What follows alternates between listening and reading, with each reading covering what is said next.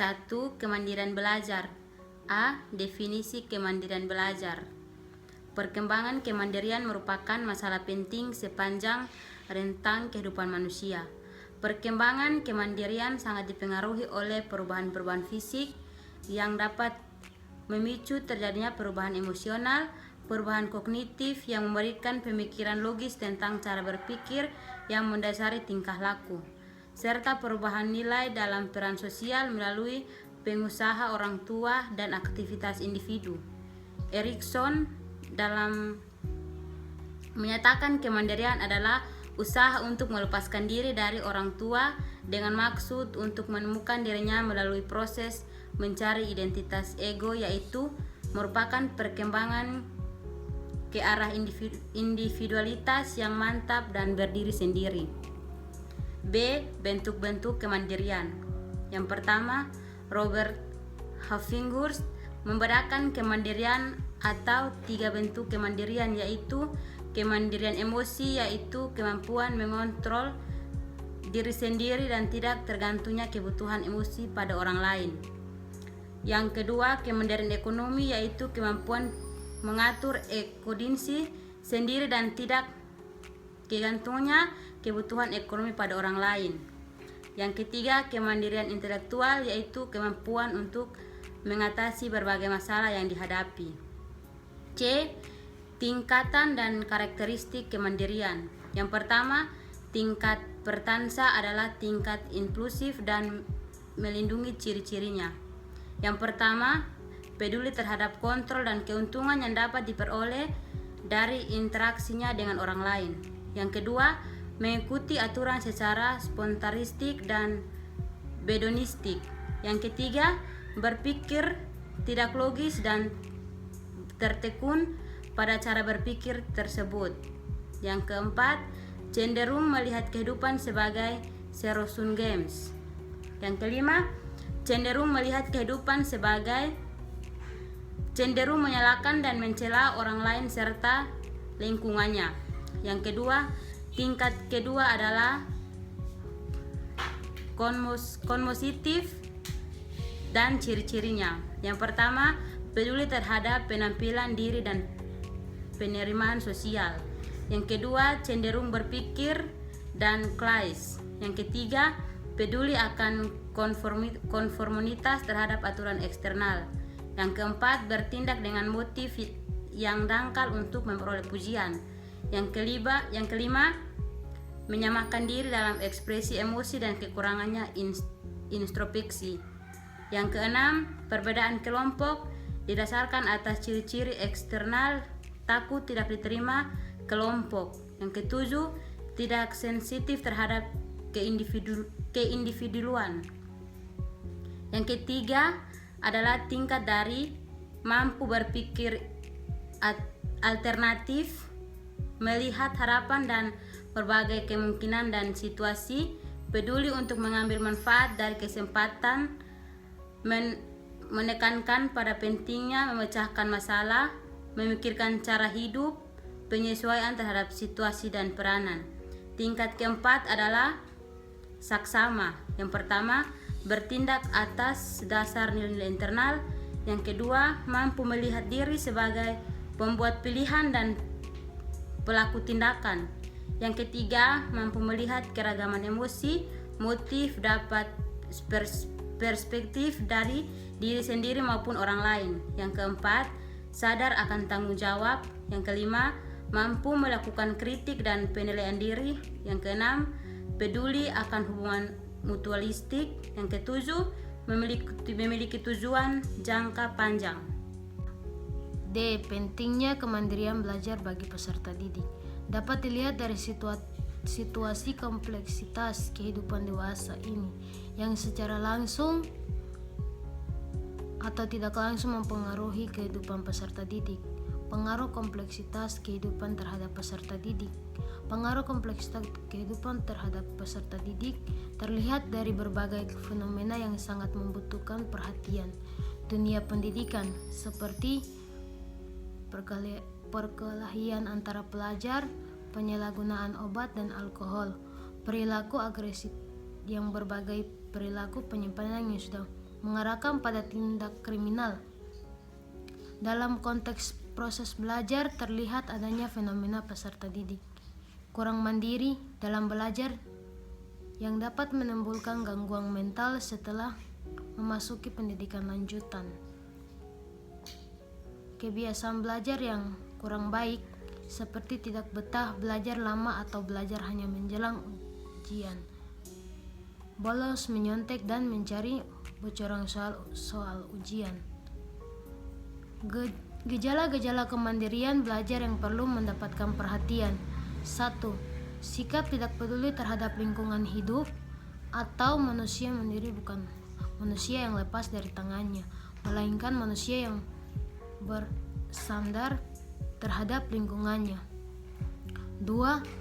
Ketergantungan disiplin kepada kontrol luar dan bukan karena niat sendiri yang ikhlas. 3. Sikap hidup konformitis tanpa pemahaman dan konformitik dengan mengorbankan prinsip. Perkembangan kemandirian peserta didik dan implikasi bagi pendidikan. 1. Mengembangkan proses belajar mengajar yang demokratis yang kemungkinan anak merasa dihargai. 2. Mendorong anak untuk berpartisipasi aktif dalam pengambilan keputusan dan dalam berbagai kegiatan sekolah. 3. Memberi kebebasan kepada anak untuk mengeksplorasi lingkungan, mendorong rasa ingin tahu mereka. 4. Penerimaan positif tanpa syarat kelebihan dan kekurangan anak, tidak membeda-bedakan anak yang satu dengan yang lain. 5. Menjalin hubungan yang harmonis dan akrab dengan anak.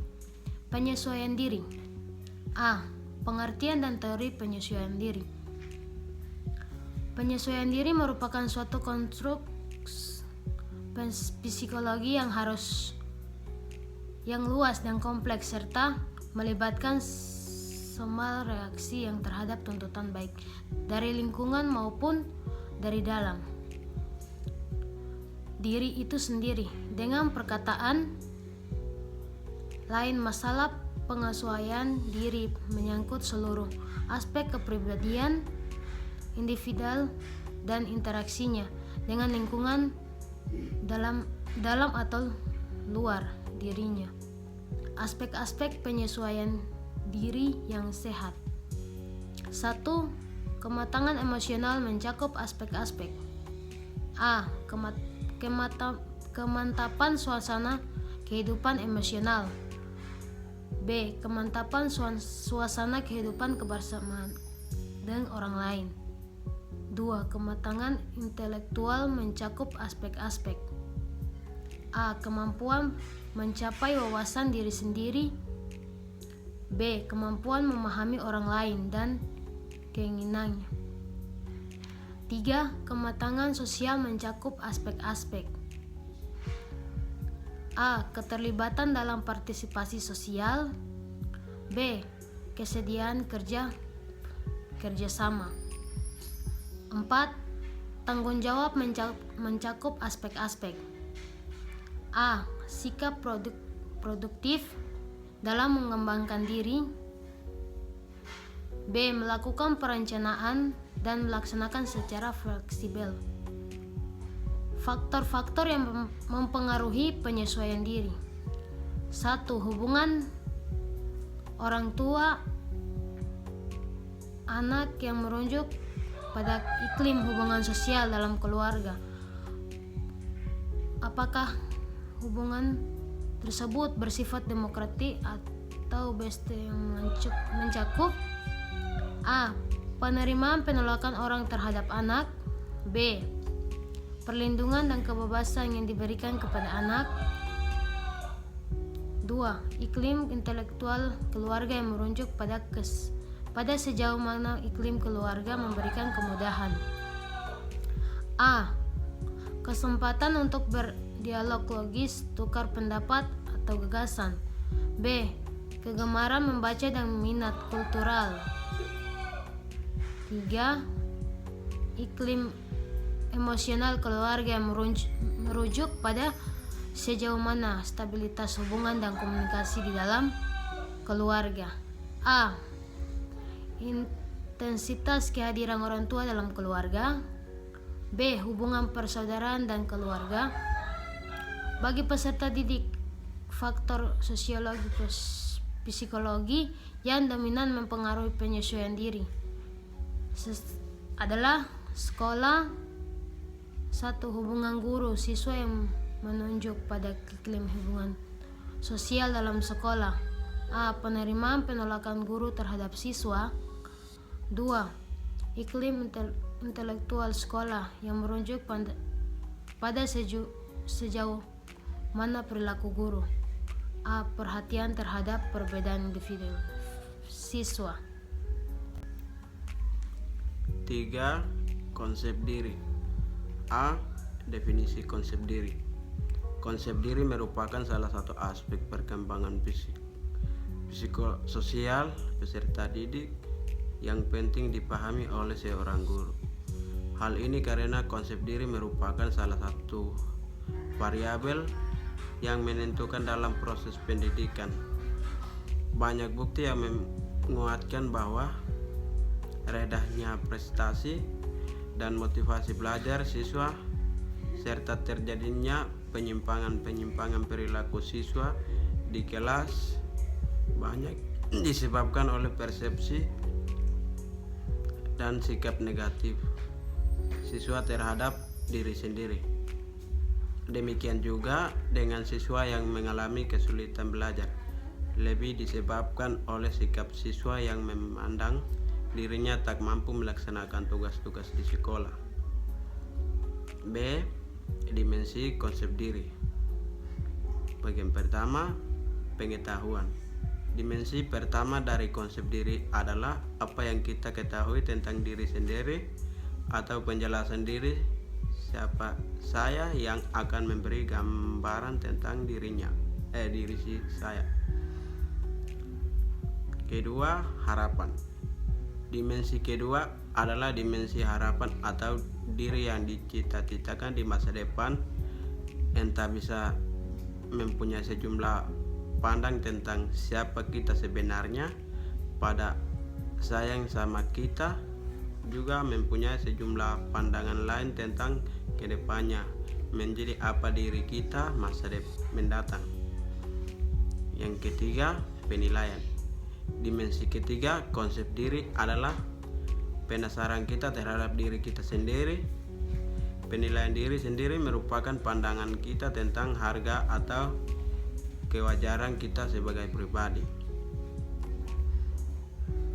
C. Konsep diri dan perilaku. Menurut Welker tahun 1974, terdapat 3 peranan penting konsep diri dalam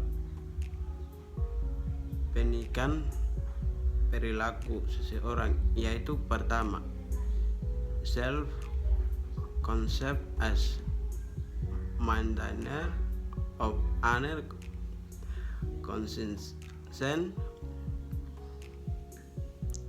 Konsep diri memainkan peranan dalam mempertahankan keselarasan batin seorang. Individu senantiasa berusaha untuk mempertahankan keselarasan batinnya. Yang kedua, self concept as an interpretation of experience. Konsep ini menentukan bagaimana individu memberikan penafsiran atau pengalamannya. Seluruh sikap dan pandangan individu terhadap dirinya sangat mempengaruhi individu tersebut dalam menafsirkan pengalamannya. Ketiga, self concept as seed of expectation. Konsep diri juga berperan sebagai penentu pengharapan individu. Pengharapan ini merupakan inti dari konsep diri. D. Konsep diri dan prestasi belajar. Sejumlah ahli psikologi dan pendidikan berkeyakinan bahwa konsep diri dan prestasi belajar mempunyai hubungan sangat erat. Nylor tahun 1972 misalnya mengemukakan banyak penelitian sang membuktikan hubungan positif yang tahu antara konsep diri dengan prestasi belajar di sekolah. Siswa yang memiliki konsep diri positif memperlihatkan prestasi yang baik di sekolah, atau siswa yang berprestasi diri di sekolah memiliki penilaian diri yang tinggi, serta menunjukkan hubungan antara pribadi yang pasif pula. Mereka menentukan target prestasi belajar yang realistis dan mengarahkan kecemasan akademis dengan belajar keras dan tekun, serta aktivitas mereka selalu diarahkan ke kegiatan akademis.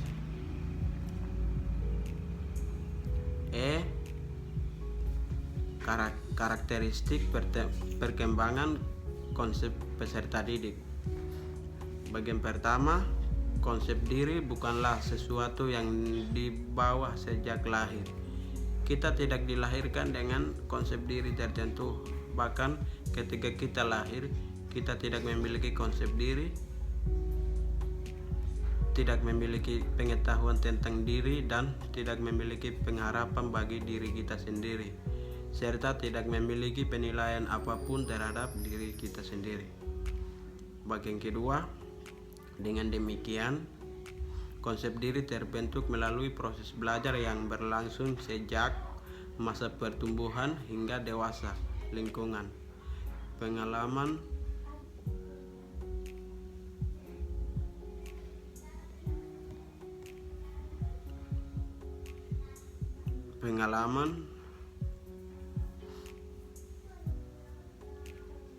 dan pola asuh orang tua turut memberikan pengaruh yang signifikan terhadap pembentukan konsep diri. Secara sikap dan respon orang tua serta lingkungan akan menjadi bahan informasi bagi anak untuk menilai siapa dirinya.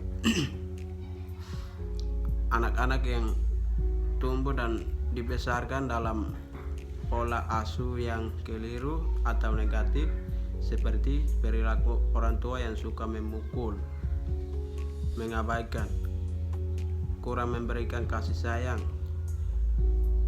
melecehkan, menghina, tidak berlaku adil, dan seterusnya, ditambah dengan lingkungan yang kurang mendukung, cenderung mempunyai konsep diri yang negatif. Hal ini adalah karena anak cenderung menilai dirinya berdasarkan apa yang alami dan dapatkan dari lingkungannya. Jika lingkungan memberikan sikap yang baik dan positif, maka anak akan merasa dirinya berharga, sehingga perkembangan konsep diri yang positif. F. Implikasi perkembangan konsep diri peserta didik terhadap pendidikan. Strategi yang mungkin dapat dilakukan guru dalam mengembangkan dan meningkatkan konsep peserta didik. Membuat siswa merasa mendapat dukungan dari guru. Dalam mengembangkan konsep dirinya yang positif, siswa perlu mendapat dukungan dari guru. Yang kedua, membuat siswa merasa bertanggung jawab, memberi kesempatan kepada siswa untuk memberi keputusan sendiri atas perilakunya, dapat diartikan sebagai upaya guru untuk memberi tanggung jawab kepada siswa. Pengharapan guru terhadap perilaku siswa, sehingga siswa merasa dirinya mempunyai peranan dan diikut sertakan dalam kegiatan pendidikan. Mengharapkan siswa untuk mencapai tujuan yang reaktif dan upaya meningkat konsep diri siswa. Guru harus membentuk siswa untuk menetapkan tujuan yang hendak dicapai serealistis mungkin, yakin tujuan yang sesuai dengan kemampuan yang dimilikinya. Membantu siswa menilai dari mereka secara realitas. Upaya lain yang harus mendorong agar bangga dengan dirinya secara realistis. Upaya yang lain harus mendorong siswa agar bangga dengan dirinya secara realistis. Untuk mengembangkan konsep diri peserta didik adalah dengan memberikan dorongan kepada siswa agar bangga dengan prestasi yang telah dicapainya. Yang keempat, disiplin belajar. Pengertian disiplin belajar. Disiplin belajar adalah kepatuhan dari siswa untuk melaksanakan kewajiban belajar sehingga diperoleh perubahan pada dirinya, baik itu berupa pengetahuan, perbuatan maupun sikap baik, itu belajar di rumah maupun belajar di sekolah.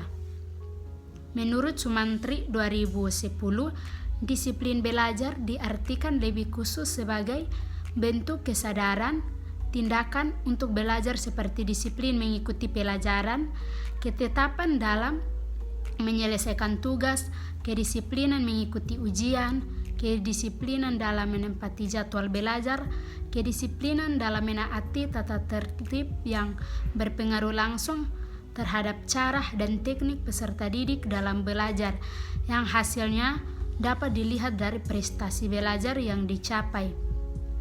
B. Aspek-aspek disiplin belajar.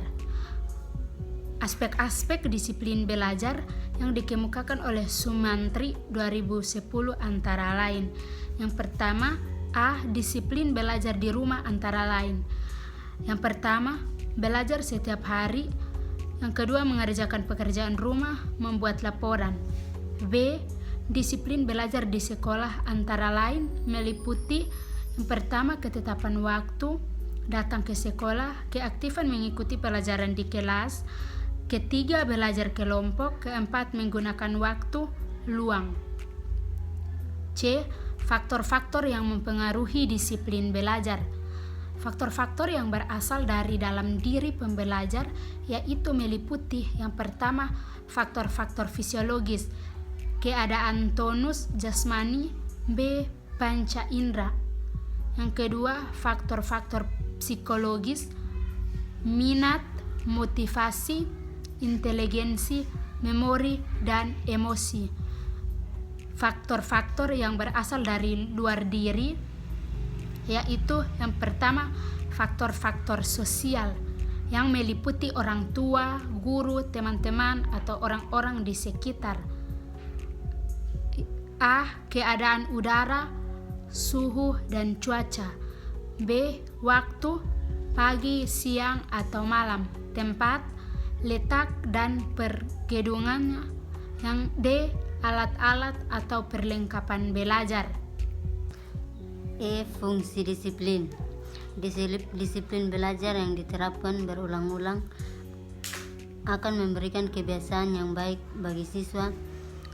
Bagian macam fungsi disiplin belajar dapat bermanfaat bagi kehidupan siswa maupun orang-orang di sekitar. Beberapa fungsi disiplin antara lain: 1. Menata kehidupan bersama. Disiplin mengatur tata kehidupan manusia dalam kelompok tertentu atau dalam masyarakat. Hubungan antara satu dengan yang lainnya akan menjadi baik dan lancar dengan adanya disiplin. 2. Membangun kepribadian. Lingkungan yang berdisiplin baik akan sangat berpengaruh pada kepribadiannya seseorang, apalagi seorang siswa yang sedang tumbuh kepribadiannya. Tentu lingkungan sekolah yang tertib, teratur, tenang, tentram sangat berperan dalam membangun kepribadian yang baik. Perilaku disiplin sangatlah diperlakukan oleh siapapun, dimanapun dan kapanpun. Begitu juga siswa yang harus disiplin dalam menaati tata tertib sekolah, ketaatan dalam belajar, disiplin dalam mengerjakan tugas, dan disiplin dalam belajar di rumah sehingga tujuan pembelajaran dapat tercapai. Pendapat-pendapat para ahli mengenai pentingnya disiplin. dengan disiplin yang muncul karena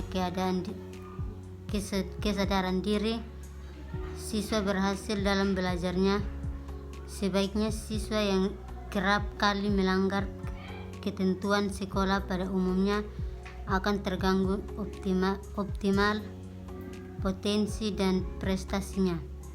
Tanpa disiplin yang baik, suasana sekolah dan kelas menjadi kurang kondisi bagi kegiatan pembelajaran. Orang tua senantiasa berharap di sekolah anak-anak dibiasakan dengan norma-norma nilai kehidupan dan disiplin. Dengan demikian anak-anaknya dapat menjadi individu yang teratur, tertib, dan disiplin. Disiplin merupakan jalan bagi siswa untuk sukses dalam belajar dan kelak ketika bekerja. Kesadaran akan pentingnya norma, aturan, kepatuhan, dan ketaatan merupakan persyaratan kesuksesan seseorang ahli. Hal senada dapat lain bahwa pentingnya disiplin adalah sebagai berikut: memberi dukungan bagi terciptanya perilaku yang tidak menyimpang, membantu siswa memahami dan menyesuaikan diri dengan tuntutan lingkungan, menjadi cara untuk menyelesaikan tuntunan yang ingin ditunjukkan siswa terhadap lingkungannya, untuk mengatur keseimbangan keinginan individu satu dengan individu lain, menjauhi siswa melakukan hal-hal yang dilarang sekolah, mendorong siswa melakukan hal-hal yang baik dan benar. Siswa belajar hidup dengan kebiasaan-kebiasaan yang baik, positif, dan bermanfaat bagi diri sendiri dan lingkungannya. Indikator-indikator disiplin belajar dan beberapa macam. Indikator-indikator yang dapat digunakan untuk mengukur tingkat disiplin belajar mahasiswa berdasarkan ketentuan disiplin waktu dan disiplin perbuatan ditemukan Meunier atau dari 2010, yaitu disiplin waktu. Disiplin waktu meliputi tempat waktu dalam belajar, pencakup datang dan pulang kuliah tepat waktu, mulai dan selesai belajar di kampus tepat waktu, dan mulai selesai belajar di rumah, tidak keluar dan membolos saat kuliah, menyelesaikan tugas sesuai waktu yang ditetapkan. Disiplin perbuatan. Disiplin perbuatan meliputi patut dan tidak menantang peraturan, tidak malas belajar, dan tidak menyuruh orang lain bekerja demi dirinya, tidak suka berbohong. Tingkah laku yang menyenangkan mencakup tidak mencontek, tidak membantu, tidak membuat keributan, dan tidak mengganggu orang lain yang sedang belajar. Indikator ini merupakan tolak ukur yang nantinya akan digunakan untuk mengetahui seberapa besar pengaruh disiplin belajar terhadap prestasi belajar. Berdasarkan uraian-uraian di atas, maka disimpulkan apabila mahasiswa memiliki disiplin belajar yang tinggi, maka mahasiswa tersebut akan memiliki kesadaran yang tinggi terhadap tugas dan tanggung jawab diantaranya. Disiplin dalam mengikuti kegiatan belajar di kampus, disiplin mengikuti ujian, disiplin dalam menepati jadwal belajar, ketetapan dalam melaksanakan dan mengumpulkan tugas-tugas.